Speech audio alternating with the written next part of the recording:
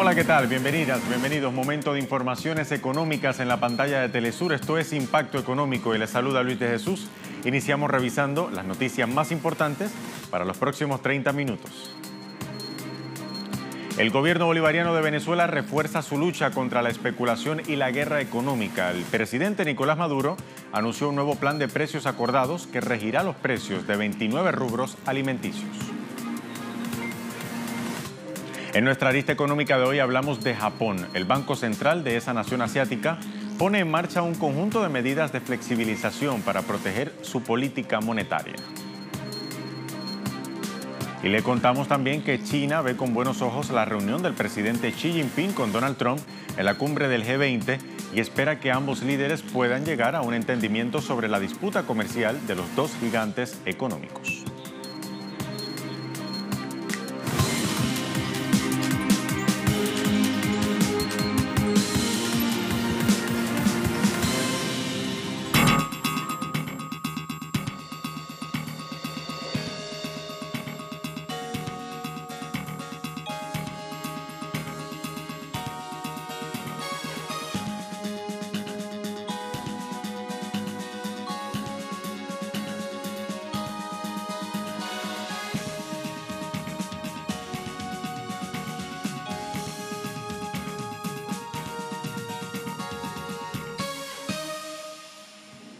Con América Latina en perspectiva, iniciamos esta edición de Impacto Económico. Hablamos de Venezuela. El vicepresidente para el área económica, Tarek El Aissami, ofreció declaraciones este viernes sobre el nuevo plan de precios acordados que regirá a partir del lunes 3 de diciembre como parte del factor de corrección anunciado ayer por el presidente Nicolás Maduro. El funcionario precisó que se estableció el precio de 29 rubros fundamentales para la familia venezolana que serán publicados en Gaceta Oficial este lunes. El Aissami añadió que 52 empresas están dentro de la política de precios acordados. Mire, así fue que lo dijo. Quien viole los nuevos precios será severamente sancionado, dijo el vicepresidente. En esa línea, informó también la ocupación temporal de 21 mataderos públicos y privados por 180 días por haber violado la política de precios acordados y redirigir los productos cárnicos al contrabando. Logrado acordar los precios en 29 rubros y productos fundamentales para la familia venezolana. ¿Cuáles fueron los mecanismos empleados para determinar la política de precios acordados con estos sectores productivos? En primer lugar, la estructura de costos, obviamente, y toda la incidencia y las variables que tiene una estructura de costos sobre los productos y sobre los rubros que hemos identificado como fundamentales. Cambiamos de contexto. Andrés Manuel López Obrador asume este sábado la presidencia de México con el compromiso de acabar con la corrupción y la impunidad. Le contamos más en esta historia.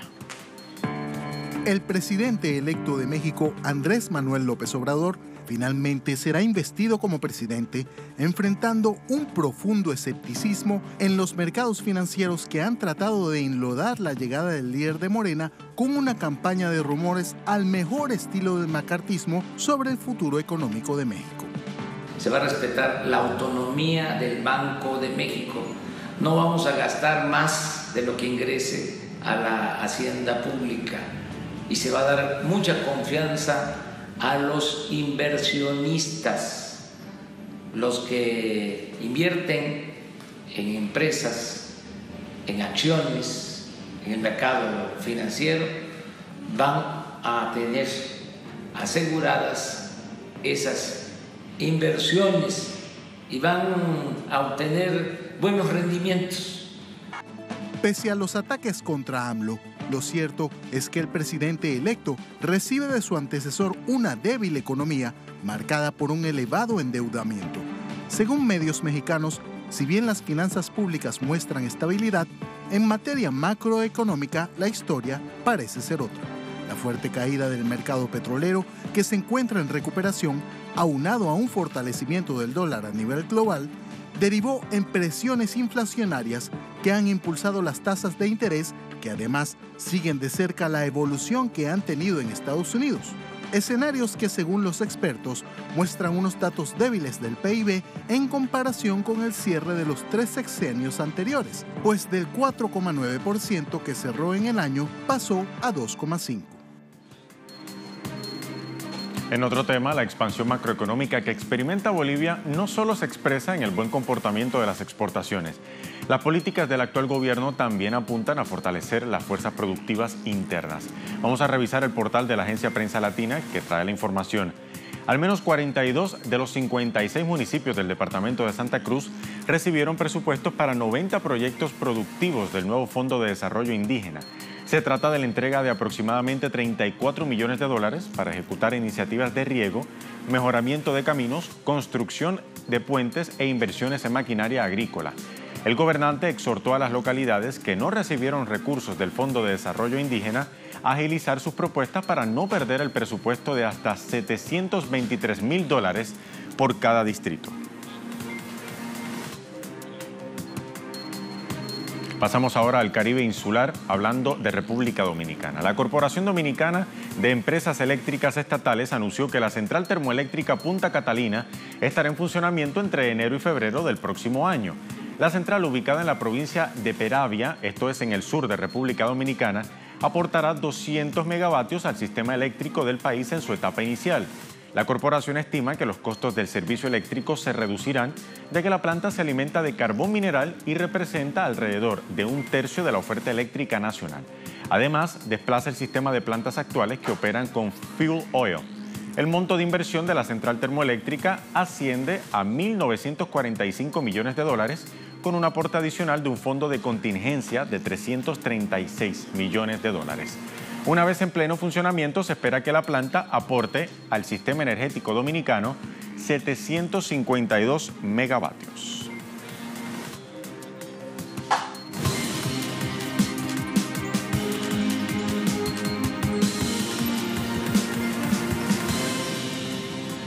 Ahora, economía puesta en contexto. Horas antes del inicio de la cumbre del G20 que tiene lugar en Argentina, los presidentes de Estados Unidos, México y Canadá suscribieron, finalmente el nuevo acuerdo comercial que reemplaza al antiguo TLCAN. El acuerdo, presentado por la prensa como un triunfo del presidente Trump, supone la imposición de las condiciones del mandatario estadounidense que desde el primer momento que asumió su gestión se mostró en contra del TLCAN por supuestamente, según él, alentar a las empresas estadounidenses a trasladar empleos a México con salarios más bajos. Mientras el primer ministro canadiense, Justin Trudeau, dijo al momento de la firma que aún la tarea no está terminada. Como dije, la tarea no está terminada. Hay más trabajo por delante para construir economías fuertes y resistentes que apoyen a las familias en todo Canadá. Como comenté con el presidente Trump hace unos días, el reciente cierre de la planta por parte de General Motors, que afecta a miles de los trabajadores canadienses y estadounidenses y sus familias, son un duro golpe. No se equivoquen. Defenderemos a nuestros trabajadores y lucharemos por sus familias y sus comunidades. Y Donald es una razón más por la que debemos seguir trabajando para eliminar las tarifas en acero y el aluminio entre nuestros países. Entre tanto, el presidente anfitrión de la cumbre, Mauricio Macri, sostuvo un encuentro bilateral con el presidente Donald Trump en medio de todo el rechazo que ha despertado la presencia del líder estadounidense en Buenos Aires, donde fue recibido con protestas. En el encuentro, Trump adelantó que además del comercio evaluarán las compras militares y Macri agradeció el apoyo de Washington al acuerdo alcanzado con el FMI, muy a pesar de todo el descontento generado, como ustedes saben, por el acuerdo de endeudamiento y también la crisis económica que atraviesa el país a causa del acuerdo con el FMI.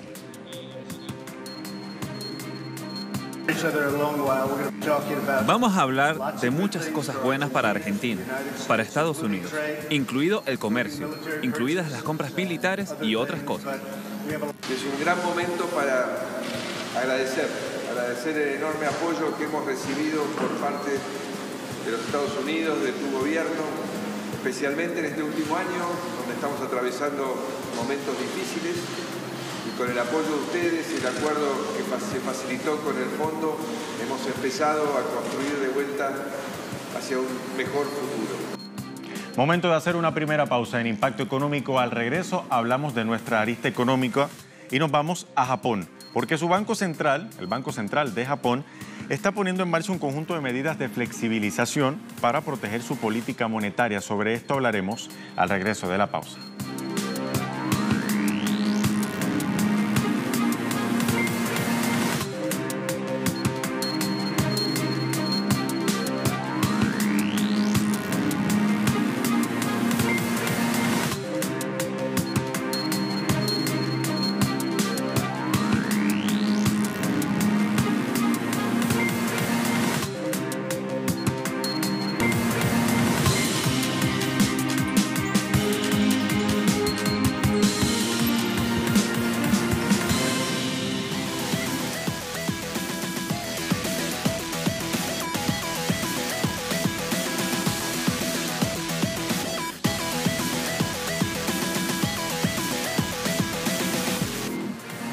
Ya estamos de vuelta en Impacto Económico. El Banco Central de Japón se empeña en mantener su política monetaria intacta, basada en una agresiva batería de medidas de flexibilización.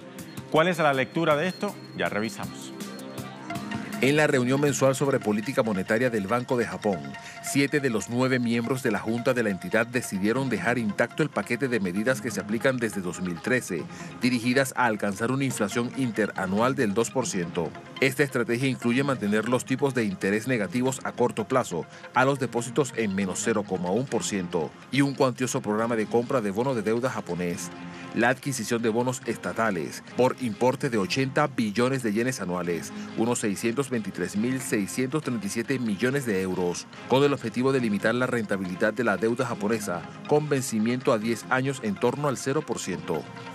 A la fecha, el Banco Central de Japón tiene activos que valen más que la economía entera del país. El total de sus posesiones suma 553,6 billones de yenes, unos 4,9 billones de dólares, luego de años de impresión de dinero destinado a reactivar la economía del país.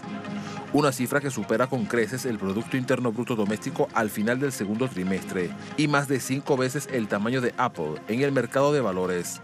Hay quienes aseguran que años de fuertes estímulos han deformado partes del mercado financiero de Japón y dejaron al Banco Central con cada vez menos opciones para aumentar el crecimiento si una nueva crisis llegaba, y que no es probable que el derroche vaya a acabar muy pronto. El Banco de Japón ha acumulado la mayor parte de enormes reservas de activos desde que su gobernador, Haruhiko Kuroda, se embarcó en un plan sin precedentes en 2013 para comprar una gran cantidad de bonos del gobierno. La meta era bajar las tasas de interés, animando a los consumidores y a negocios a gastar más dinero. La medida fue similar a los extraordinarios programas de alivio monetario que lanzaron Estados Unidos y Europa después de la crisis financiera global. Pero el de Japón es mucho más grande en escala, en relación al tamaño de su economía. Los bienes de la Reserva Federal de Estados Unidos están cerca de un quinto del tamaño del PIB de Estados Unidos, y los del Banco Central Europeo están cerca del 40% de la economía de la eurozona. La Reserva Federal anunció el cese del gasto de bonos en 2014 y está ahora aumentando las tasas de interés y el Banco Central Europeo para su programa el próximo mes. Pero el exceso del Banco de Japón parece no tener un fin a la vista.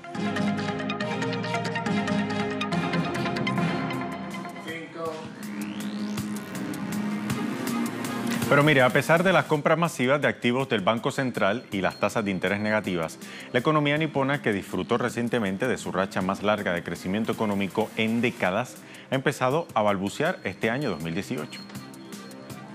El PIB de Japón retrocedió entre julio y septiembre un 1,2% interanual, debido sobre todo al impacto de los desastres naturales en el consumo doméstico y las exportaciones. En el tercer trimestre del año, la tercera economía se contrajo a su vez un 0,3% en comparación con el periodo abril-junio, según los datos publicados por la Oficina del Gabinete del País Asiático. Durante el segundo trimestre del año, el Producto Interno Bruto japonés había avanzado un 3% interanual y un 0,8% con respecto a enero-marzo, según los datos revisados del gobierno. Con optimismo, para el año en curso, el Banco Central espera un crecimiento del 1,4%, una décima menos que la estimación anterior, y mantiene el 0,8% de su previsión para 2019. El Abenomics, una batería de medidas impulsadas por el primer ministro Shinzo Abe, que ha combinado estímulos monetarios a gran escala, aumento masivo de la inversión pública y reformas económicas estructurales, prometía subir la inflación al 2%. Pero 5 años de tipos de interés nulos y una flexibilización cuantitativa a gran escala no lo han conseguido. El Banco de Japón prevé que la tasa de inflación del país despedirá el ejercicio fiscal 2018 en el 0,9%, 2 décimas menos de lo esperado en sus pronósticos del pasado mes de julio, mientras que confía que en el ejercicio 2019 alcance el 1,9% frente al 2% anterior, y solo un año después, en el ejercicio fiscal 2020, se llegará al 2%, una décima menos que lo avanzado en el pasado mes de julio. Adicionalmente, las proyecciones más positivas del Banco Central Nipón calculan que el índice de precios de consumo, IPC, avance un 0,9% en el ejercicio en curso, que concluiría a finales del próximo marzo, un recorte de 2 décimas respecto a su estimación previa publicada en julio. Para 2019, prevé que los precios suban un 1,1% interanual, mientras que para 2020 el avance sería de 1,5%, lo que supone en ambos casos un recorte de 0,1 puntos sobre el cálculo previo y pone de manifiesto que la meta inflacionaria sigue lejos de alcanzarse. Aún con estas estimaciones, el gobernador del Banco Central de Japón, Haruhiko Kuroda, ha dicho que la entidad no considerará finalizar el esfuerzo de los estímulos prolongados hasta que se alcance la meta. Kuroda ha descartado la posibilidad de que la institución abandone en el corto plazo de su política de tipos de interés negativos y aseguró que la medida contribuye a alcanzar la meta de inflación del 2% fijada por la institución. Subrayó además que por el momento se trata de un paso necesario que forma parte del plan de relajación monetaria a gran escala, según sus propias palabras. El gobernador de la institución reconoció en el Parlamento que la posibilidad de que la inflación alcance el 2% en 2020 es pequeña, aunque apuntó que el crecimiento de los salarios y los precios probablemente se acelerará si la economía sigue en buena forma y la tasa de paro continúa en mínimos históricos.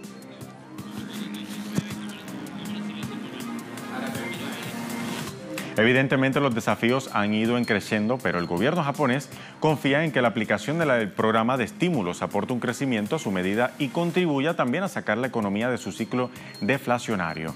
El ejecutivo del primer ministro Shinzo Abe ha presionado al sector privado para que suba los salarios con el fin de revitalizar la tercera economía del mundo, potenciando además su principal motor de crecimiento, el consumo. A comienzos de enero de este año instó a los líderes empresariales a subir un 3% los sueldos.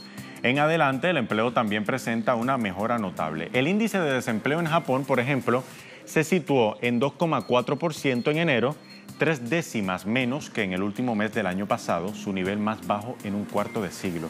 Los puestos de trabajo disponibles por cada 100 personas se mantuvieron en 159, la misma proporción que alcanzó en diciembre y situó a la oferta de trabajo en niveles récord desde enero de 1974 en relación con la demanda. Los números dan cuenta de que la economía nipona parece marchar a paso lento, pero seguro.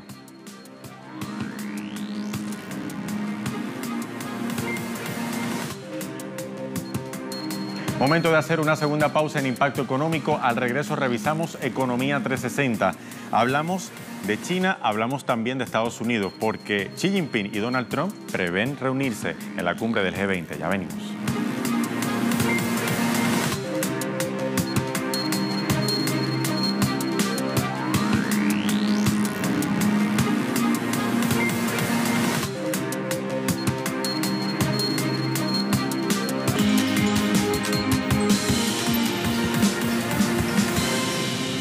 Momento de revisar ahora Economía 360. El portavoz del Ministerio de Relaciones Exteriores de China, Jane Chuan, espera que la reunión de este sábado entre el presidente Xi Jinping y Donald Trump en la cumbre del G20 pueda resolver la disputa comercial entre ambos países. Escuchemos. En la actualidad, los equipos económicos de ambos países están manteniendo un contacto cercano para poner en práctica el espíritu del consenso alcanzado por los dos líderes en su llamada telefónica el 1 de noviembre. Esperamos que los Estados Unidos puedan mostrar sinceridad y reunirse con China a medias para promover una propuesta que ambos países puedan aceptar al mismo tiempo. También esperamos que con el arduo trabajo de ambas partes, la reunión de Argentina que tendrá lugar en breve entre los líderes de China y Estados Unidos pueda lograr resultados positivos para establecer la dirección de la próxima etapa en el desarrollo de los lazos de China con Estados Unidos. De Asia pasamos a Europa. Antes de la reunión de líderes mundiales del G20, la primera ministra de Reino Unido, Theresa May, recriminó al opositor Partido Laborista porque, según ella, estaba tratando de jugar a la política con la implementación del voto del Brexit. Escuchemos sus declaraciones. Todavía estoy trabajando para asegurar que cuando lleguemos a la votación del 11 de diciembre, parlamentarios, que sea un momento realmente importante para nosotros. Y creo que es importante para todos nosotros estar pensando en el interés nacional. Lamentablemente, veo un partido laborista que está haciendo política de partido con esto. Tenemos que poner el interés nacional en primer lugar. Se trata de cumplir con el voto del Brexit. Se trata de hacerlo de una manera que piensen los electores, piensen sus trabajos y en sus futuros. Y mire, Venezuela presentó su criptomoneda, el Petro, en el continente europeo. El portal web de la agencia informativa latinoamericana, Prensa Latina, titula de la siguiente manera: Venezuela asiste a Convención Europea de Blockchain. El presidente de la Superintendencia Nacional de Criptoactivos y Actividades Conexas, SUNACRIP de Venezuela, Yoselit Ramírez, a quien ven en pantalla, presentó el Plan Nacional de Desarrollo del Petro en la primera Convención Europea de Blockchain en Barcelona, España. Ramírez subrayó que el Petro es la primera moneda digital en el mundo respaldada por reservas energéticas y mineras de una nación, lo que la convierte precisamente en una inversión sólida, confiable y segura. La primera Convención Europea de Blockchain contó con la participación de más de 500 líderes de la industria, la política, la economía y el emprendimiento que trabajan en el ámbito del blockchain y la economía digital. También Daniel Salmerón, cofundador de la conferencia, destacó que Barcelona fue elegida para acoger la primera Convención Europea de Blockchain por ser un hub tecnológico en referencia en Europa y también por ser una de las regiones europeas con mayor voluntad de convertirse en un referente mundial de blockchain. El evento ofreció a los asistentes 15 paneles diferentes y 5 horas de networking para explorar el estado actual de blockchain, con el objetivo de proporcionar contenidos inspiradores y facilitar un entorno de red para relaciones comerciales.